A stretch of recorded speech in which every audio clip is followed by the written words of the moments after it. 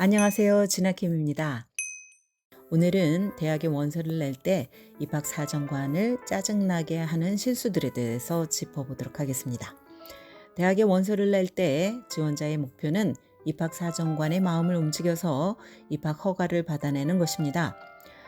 나는 지금까지 엄청난 시간과 노력을 기울여서 GPA와 표준시험 점수 그리고 에세이를 준비했을 것입니다. 이런 모든 수고가 쉽게 피할 수 있는 실수들 때문에 안타깝게도 얼룩지는 경우가 더러 있습니다. 여러분은 지원서를 통해서 최고의 인상을 심어주려면 어떤 실수들을 피해야 하는지 알아보겠습니다. 어떤 학생들은 대입 에세이에 지원하는 학교를 명확하게 표시하지 않거나 심지어 다른 학교의 이름을 쓰는 어처구니 없는 실수를 저지릅니다. 지원자는 여러 개의 추가 에세이를 씁니다.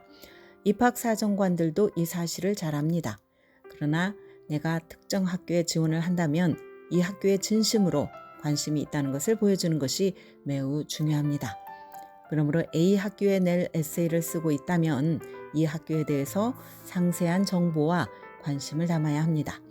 예를 들어서 내가 A 학교를 좋아한다 수준의 일반적인 언급을 넘어서 A 학교의 아카데믹 프로그램과 학교의 위치, 그리고 내가 이 학교에 어떤 기여를 할 것이고 앞으로 4년간 어떤 경험을 기대하고 있는지에 대해 쓰는 것입니다.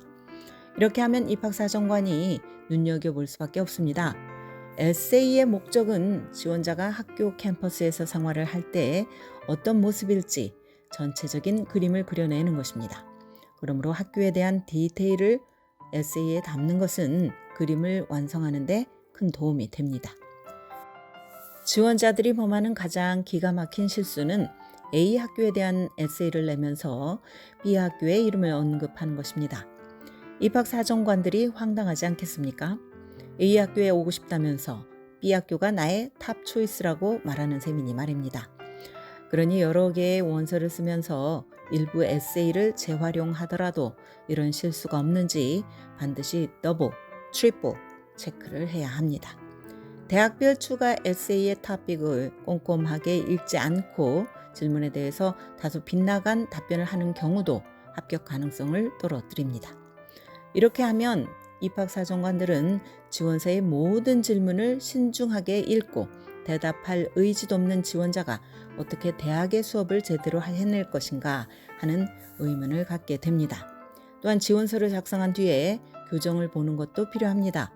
이때 다른 사람에게 지원서를 읽어보게 하면 내 눈에 보이지 않던 실수를 잡아내는데 효과적입니다. 에세이를 포함해서 지원서를 다듬고 교정하고 더 낫게 만드는 노력을 한 것이 나타나지 않는다면 그 지원서는 거절 파일의 더미로 직행할 가능성이 높습니다. 학교와 소통 매너가 너무 캐주얼하거나 어리게 느껴지는 경우도 지원자들에게는 마이너스가 됩니다. 대학에 지원할 무렵 학생이 아직 공식적인 성인은 아닐지라도 대학 지원이라는 것은 매우 어른스러운 책임감을 수반합니다. 이메일 주소도 너무 유아적인 느낌이 든다면 입학사정관에게 안 좋은 인상을 심어줄 수 있습니다. 보다 전문적인 느낌이 들도록 예를 들어서 나의 이름과 성, 라스트네임을 담은 이메일 주소를 쓰는 것이 좋습니다. 한번 새 이메일 주소를 만들면 이것을 꾸준히 쓰고 수시로 확인해야 합니다. 대학이 보내는 이메일을 정기적으로 체크하지 않거나 이에 제대로 답변하지 않는다면 이 또한 입학사정관을 짜증나게 하는 실수에 포함이 됩니다. 성취 리스트를 계속 늘어놓기만 하는 것도 피해야 합니다. 지원자가 지금까지 이룬 성취를 읽고 또 읽는다면 지원자가 무엇을 얼마나 많이 했는지 알 수는 있어도 지원자가 누구인지 알 수는 없습니다. 입학사정관들은 지원자가 어떤 사람인지 알고 싶어 합니다. 성취와 과외활동 리스트를 적는 공간은 지원서에 따로 있습니다. 에세이에서 똑같은 성취 리스트를 반복해서 읊는 것은 좋지 않습니다. 지원자의 성품과 성격, 생각 등을 담아내는 것이 아니기 때문입니다. 나의 가치관이나 세계관을 통해서 이 학교에 어떤 기여를 할 수 있을지를 보여주는 에세이를 입학사정관들은 기대를 합니다. 모든 것을 총괄하고 감시하고 자녀의 일을 대신해주는 헬리콥터 부모들이 있습니다. 부모는 자녀의 대학 지원 과정에서 큰 역할을 합니다. 그러나 나를 대학에 판매하는 주체는 바로 나 자신입니다. 내가 이 학교의 일원이 되면 학교에 어떤 보탬이 될지를 내가 직접 설득하는 것입니다. 그런데 지원서에 대해 구체적인 질문이 있거나 제출한 서류를 학교가 잘 수령했는지 확인하는 일을 부모가 전화나 이메일로 한다고 생각을 해봅시다. 사안에 따라서 약간의 차이가 있을 수는 있겠으나 학교와의 소통을 학생이 아닌 부모가 나서서 하는 것은 좋지 않습니다. 학교 측은 이 학생이 자신의 일을 제대로 챙기지 못해서 부모가 대신한다고 여길 수 있습니다.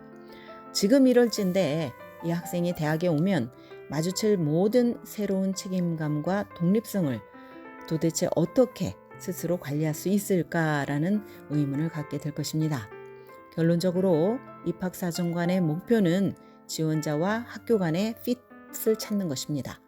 앞서 언급한 실수들을 피하면서 내가 누구인지 그리고 내가 이 학교에 어떤 보탬이 될지를 대학에 보여주는 것이 아주 중요합니다. 오늘은 입학사정관을 짜증나게 할 수 있는 실수들에 대해서 알아보았습니다. 지금까지 교육전문 컨설팅 그룹 어드미션 메서스 진아킴이었습니다.